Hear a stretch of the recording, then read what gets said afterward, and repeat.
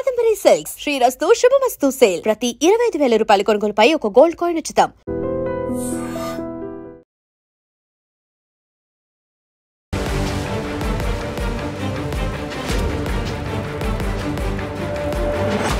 నమస్కారం, welcome to I dream. నేను మీ సంగీత. 8th class student 13 years old bye అతను ప్రిన్సిపాల్కి 4 నిమిషాలలో 52 సార్లు సారీ చెప్పడం జరిగింది. అయినప్పటికీ కూడా ఆ ప్రిన్సిపల్ ఆ యొక్క పిల్లాడి పైన డిసిప్లినరీ యాక్షన్ తీసుకుంటాను అని చెప్తూనే వస్తున్నాడు. అయితే దాన్ని తట్టుకోలేక ఆ పిల్లోడు ఇమీడియట్గా అక్కడి నుంచి పరిగెత్తుకుంటూ బాల్కనీలోకి వెళ్ళి 3rd floor నుంచి వెళ్ళి దూకేయడం జరిగింది. గాడ్ గ్రేస్, ఇంకా ఆ పిల్లోడు చావు బ్రతుకులతో పోరాడడం అనేది జరుగుతుంది. ప్రాణాలతో అయితే ఉన్నాడు, కానీ అసలు ఏం జరిగింది, ఎందుకని ఆ పిల్లోడు అంత మానసిక ఒత్తిడికి గురయ్యాడు, అసలు ఇప్పుడు ఇలాంటి వాటిలలో చట్టాలు అంటే లీగల్గా మనం ఎలాంటి యాక్షన్స్ తీసుకోవచ్చు, అటు పేరెంట్స్ అయినా అదేవిధంగా పిల్లోడైనా కూడా పేరెంట్స్కి చెప్పినప్పుడు లీగల్గా ఎలాంటి ప్రొసీడింగ్స్ ఉంటాయి అనేది మనం ఒక్కసారి మాట్లాడుకుంటే, ఇక్కడ ఏం జరిగింది అంటే ఎవరైతే ఆ పిల్లోడు ఉన్నాడో 8th క్లాస్ స్టూడెంట్, తను మంచి స్కేటింగ్లో చాలా నెంబర్ 1 స్టూడెంట్ అన్నట్టు. ఒక 2 times కూడా స్టేట్ లెవెల్ వరకు వెళ్ళేసి అతనికి మెడల్స్ కూడా రావడం జరిగింది. స్కూల్ తరపునే వెళ్ళి ఆడడం కూడా చేశాడు. అయితే వచ్చిన తర్వాత అతను ఈ మధ్య కాలంలో ఉన్న సోషల్ మీడియా ఎఫెక్ట్ అయి ఉండొచ్చు, లేదంటే రీల్స్ అయినా అయి ఉండొచ్చు, లేదంటే ఫ్రెండ్స్కి కొంచెం గొప్పగా చూపించుకోవాలన్న థాట్ అయినా అయి ఉండొచ్చు. కానీ స్కూల్లోకి ఫోన్ అనేది అలో లేదు. కానీ ఆ అబ్బాయి ఆ రోజు ఫోన్ తీసుకురావడం జరిగింది. తీసుకొచ్చిన తర్వాత ఫ్రెండ్స్తో ఒక రీల్ చేసేసి అదే రోజు ఆ రీల్ని పోస్ట్ చేయడం కూడా జరిగిన తర్వాత ఇంకా ఆ రోజుకి అయిపోయింది. నెక్స్ట్ డే రోజు ఈ యొక్క విషయం అన్ని ఎవరైతే క్లాస్ టీచర్ ఉందో ఆవిడ గ్రహించేసి ఇతను ఆల్రెడీ ఫోన్ తీసుకొచ్చాడు. ఫోన్ తీసుకొచ్చేసిన తర్వాత ఈ రోజు కూడా అతని దగ్గర ఫోన్ దొరకడం జరిగింది, మీరు యాక్షన్ తీసుకోండి అని చెప్పేసి ప్రిన్సిపాల్ దృష్టికి తీసుకెళ్ళిన నేపథ్యంలో అతను ఇమీడియట్గా ఆ బాబుని పిలిచేసి ఇక అడుగుతూనే ఉన్నాడు, ఎందుకని తీసుకొచ్చావు, స్కూల్ రూల్స్ తెలియదా, ఎందుకోసమని, ఇలా అయితే నీకు ఎలా ఉంటుంది, నేను ఖచ్చితంగా మీ పేరెంట్స్కి కాల్ చేస్తాను, మేడం ఫోన్ చేయండి వాళ్ళ పేరెంట్స్కి అని చెప్పేసి ఫోన్ చేయడము. దాని తర్వాత నెక్స్ట్ మీ ఎవరైతే ఉన్నారో స్కూల్లో ఉన్న మీ క్లాస్ వాళ్ళందరికీ కూడా నేను చెప్పడం జరుగుతుంది తప్పు చేశాడు అని చెప్పేసి. అంతేకాకుండా ఏదైతే మెడల్స్ ఉన్నాయో నువ్వు తీసుకొచ్చావు కదా స్కూల్ తరఫున వెళ్ళేసి స్కేటింగ్లో ఆడిన మెడల్స్ కూడా నేను తీసుకోవడం జరుగుతుంది అని చెప్పేసి చెప్తుంటే ఆ బాబు కంటిన్యూయస్గా 4 నిమిషాల పాటు సారీ సార్ అంటే తనకు తెలిసింది, భయంతో వణికిపోతున్నాడు. అంటే తప్పు అయిపోయింది, నేను ఇంకా సారీ చెప్తే నన్ను ఎక్స్క్యూజ్ చేయాలి అని చెప్పేసి అతను ఎక్స్పెక్ట్ చేస్తున్నాడు.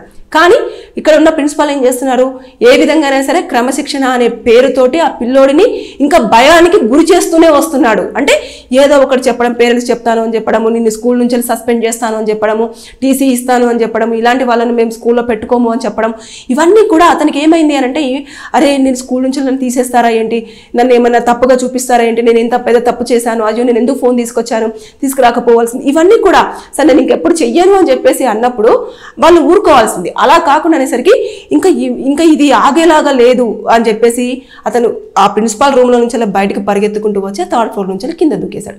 ఇక్కడ ఇంకొకటి చాలా సెన్సిటివ్ విషయం ఏంటంటే, ఇక్కడ ఆల్రెడీ ఫోన్ చేశారు కదా పేరెంట్స్కి బాబును కలవడానికి అని చెప్పేసి వాళ్ళ తండ్రి వెయిటింగ్ హాల్లో కూర్చొని ఉండడం జరిగింది. అంటే ఇట్లా పడిపోగానే ఎవరో పిల్లోడు పడిపోయాడు అనగానే ఆ తండ్రి చూసి నాకు పిల్లోడు అని చెప్పేసి గుండెలు బాదుకొని ఆ పిల్లోని ఎత్తుకొని హాస్పిటల్కి తీసుకెళ్ళాడు, ఆ రక్త మడుగుల్లో ఉన్న పిల్లోని. అంటే ఎంత హృదయం అంటే అసలు ఆ సిచ్యువేషన్ ఒక్కసారి ఇమాజిన్ అండి. ప్రతి ఒక్క పేరెంట్కి మాత్రం నిజంగా ఎంత బాధేస్తుందనంటే, ఆ పిల్లోడు చెప్పుకోలేకపోయాడు, చెప్పుకుందామంటే వినట్లేదు, ఎన్నిసార్లు సారీ చెప్పినా ఎక్స్క్యూజ్ చేయట్లేదు, ఎంతసేపు డిసిప్లినరీ యాక్షన్ తీసుకోవాల్సి ఉంటుంది, తీసుకుంటాము, ఇలాంటి పిల్లల్ని మేము చేర్చుకోము అంటే మంచి టాలెంటెడ్ పర్సన్, స్పోర్ట్స్లో చాలా నెంబర్ 1 స్టూడెంట్, ఇవన్నీ ఉన్నప్పుడు ఖచ్చితంగా డిసిప్లినరీ యాక్షన్ తీసుకోవడంలో తప్పులేదు, ఖచ్చితంగా కరెక్టే, పిల్లలు చదువు మీద దృష్టి పెట్టాలి అనడంలో తప్పులేదు. కానీ అక్కడ ఎప్పుడైనా సరే ఒక చెప్పే విధానం ఉంటుంది. అంటే తల్లిదండ్రులు అదేవిధంగా ఇటు స్కూల్ యాజమాన్యం ఎక్కువగా పేరెంట్స్తో కంటే కూడా స్కూల్లోనే పిల్లలు టైం స్పెండ్ చేస్తారు.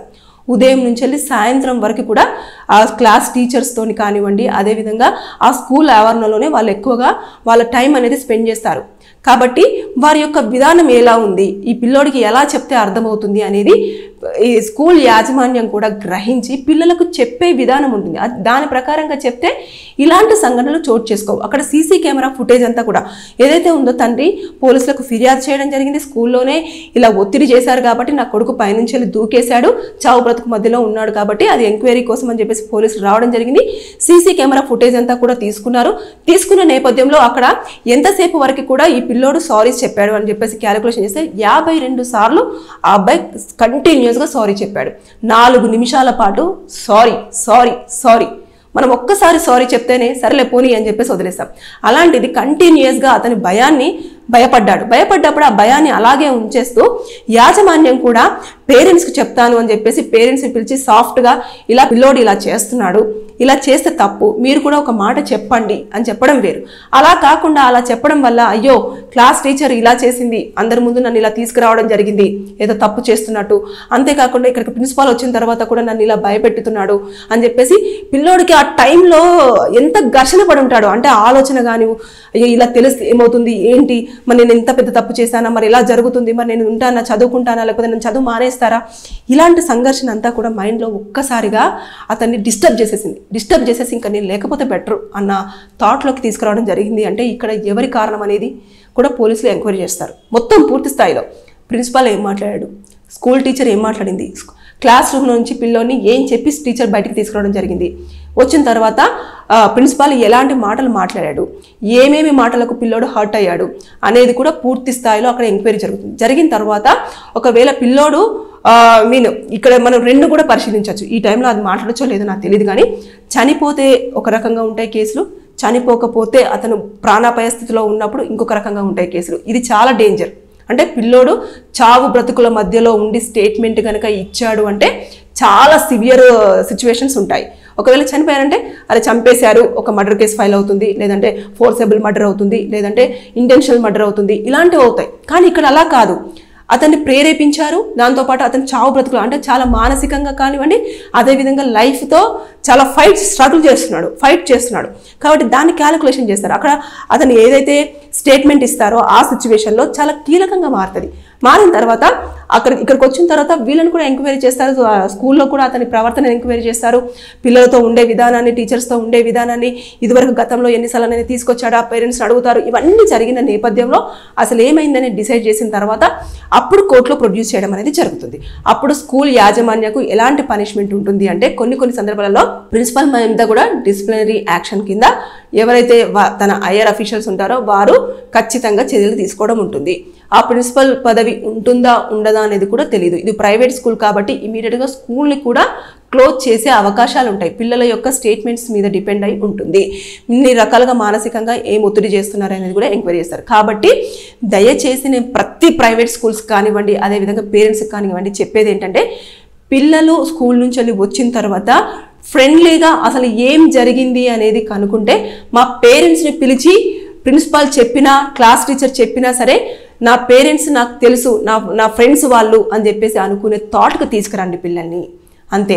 దాని తర్వాత స్కూల్ యాజమాన్యం వాళ్ళు కూడా తల్లిదండ్రులు వర్కింగ్ ఉమెన్ కానివ్వండి, మెన్ కానివ్వండి ఉంటున్నారు కాబట్టి పేరెంట్స్ కూడా ఇద్దరు వర్కింగ్ కాబట్టి అక్కడ వాళ్ళు టైం స్పెండ్ చేయలేక వారి యొక్క ఏదైనా ఫీలింగ్స్ ఉన్నా అంటే వాళ్ళు హ్యాపీనెస్ కానివ్వండి, సాడ్ని కానివ్వండి షేర్ చేసుకోవడానికి ఎవ్వరూ ఉండట్లేదు. సో స్కూల్ వచ్చినప్పుడైనా షేర్ చేసుకోవడానికి మేనేజ్మెంట్ రెడీగా ఉండండి. ఆ పిల్లోడు సారీ చెప్పిన తర్వాత ఏం జరిగింది, ఎందుకు తీసుకురావాల్సిన కారణాలు ఏంటి, ఇలాంటివి తీసుకొస్తే నెక్స్ట్ టైం ఇలా ఉంటుంది అని భయం చెప్తే వేరేలా ఉండేది. కానీ అలా చెప్పకుండా మానసికంగా చాలా స్ట్రగుల్ చేయడం వల్ల అతను అలాంటి నిర్ణయం తీసుకోవడం జరిగింది. కాబట్టి దయచేసి ఎప్పుడైనా సరే పేరెంట్స్ మీరు పిల్లలకు ఫ్రెండ్స్గానే ఉండండి, బెస్ట్ ఫ్రెండ్స్గా ఉండండి. అదేవిధంగా స్కూల్ యాజమాన్యం ఎప్పుడైనా సరే పిల్లల విషయంలో దురుసుగా బిహేవ్ చేస్తే మీరు వెళ్ళి మాట్లాడేసి ఏదైనా ఉంటే మాకే చెప్పండి, మా పిల్లలకు మేము చాలా క్లియర్గా చెప్తాము, అంతేగాని మీ దగ్గరికి పిలిచి ఇలాంటి వార్నింగ్స్ ఇవ్వకండి, మేము వారిని ఎలా కంట్రోల్ చేయాలో అలా చేస్తామని చెప్పుకునే ప్రయత్నం అయితే చేయండి. దేవుడి దయ వల్ల ఆ పిల్లోడికి ఏమీ కాలేదు కాబట్టి ఓకే. ఒకవేళ అయ్యుండుండే అనవసరంగా 13 ఏళ్ల పిల్లోడిని ఆ తల్లిదండ్రులు కోల్పోవాల్సిన సిచ్యువేషన్ వచ్చేది. వారి యొక్క బాధను ఎవ్వరు కూడా తీర్చలేనిది అయ్యేది. కాబట్టి కేసులు అయితే ఫైల్ అవుతాయి, ప్రిన్సిపల్ మీద డిసిప్లినరీ యాక్షన్ ఉంటుంది. దాంతోపాటు స్కూల్ కూడా ఒకవేళ వారు పిల్లల యొక్క స్టేట్మెంట్స్ అన్ని తీసుకున్న తర్వాత ఇలాంటి సిచ్యువేషన్స్ ఏమైనా జరిగినాయి అని చెప్తే క్లోజ్ అయ్యే ఛాన్సెస్ కూడా ఉంటాయి స్కూల్. ఇకపోతే అంతేకాకుండా ప్రిన్సిపాల్ యొక్క దానిపైన కూడా ఈ పిల్లల మీద ఫోర్సెబుల్ మర్డర్ కిందనే దాన్ని కన్సిడర్ చేస్తారు. మానసికంగా ఒత్తిడి చేసి అతను చనిపోవడానికి ప్రోత్సహించాడు అనే దానిపైన కూడా కేసు ఫైల్ అవుతుంది. కాబట్టి మినిమం 5 ఏళ్ల పాటు కూడా జైలు శిక్ష అనుభవించాల్సి ఉంటుంది. దాంతోపాటు కూడా ఫైన్ విధించే ఛాన్సెస్ ఉంటాయి. ఇప్పుడు ఏదైతే మెడికల్ బిల్స్ ఉంటాయో ఆ మెడికల్ బిల్స్ అన్ని కూడా స్కూల్ యాజమాన్యమే భరించాల్సి ఉంటుంది. ఇంకా దాంతోపాటు ఆ పిల్లోడు మొత్తం యాక్టివ్ అయ్యేంత వరకు కూడా ఎవరైతే ప్రిన్సిపాల్ ప్రేరేపించారో అతనే రెస్పాన్సిబుల్గా ఉండాల్సిన అవకాశం కూడా ఉంది. ఇకపోతే ఇక మీదట ఏం జరిగినా ఏదైనా సరే పోలీసులు ఎప్పటికప్పుడు కూడా ఇన్ఫర్మేషన్ తీసేసుకొని స్కూల్ యొక్క సంబంధించిన మొత్తం పూర్తి స్థాయిలో ఎంక్వైరీ చేసి ఇంకెప్పటిలాగానే షార్ట్ షీట్ ఇచ్చిన తర్వాత కోర్టు జడ్జి దగ్గరికి వెళ్తుంది, వెళ్ళి శిక్ష అనేది ఖరారు అవడం జరుగుతుంది. ఏదేమైనా సరే కానీ బీ కేర్ఫుల్, బీ అలర్ట్. పిల్లల విషయంలో తల్లిదండ్రులు బెస్ట్ ఫ్రెండ్స్ మాత్రమే, తల్లిదండ్రులు కాదు. అలా ఉంటే పిల్లలు హ్యాపీగా ఉంటారు. Thank you. And for more videos, please subscribe to iDream. Please subscribe to iDream. Please subscribe iDream. And please subscribe to iDream. For more videos, subscribe to iDream. please like, share and subscribe to the channel. Congratulations, iDream. Subscribe to iDream. Subscribe to iDream. So subscribe to iDream Media. iDream ki iDream team andarki huge congratulations. Please subscribe iDream Media. Please subscribe to iDream. Subscribe iDream. Please subscribe to iDream. iDream అంటే నా కళల channel subscribe చేసుకున్న నోరు తిరుగుతలేదు, మీరైతే గంట గుర్తు కొట్టండి. For more such videos, please subscribe to iDream. Subscribe to iDream. Please subscribe to iDream. Please subscribe iDream Media. Please do subscribe to iDream. Please subscribe to iDream Media. For best entertainment and information, please subscribe iDream. And don't forget to subscribe to iDream.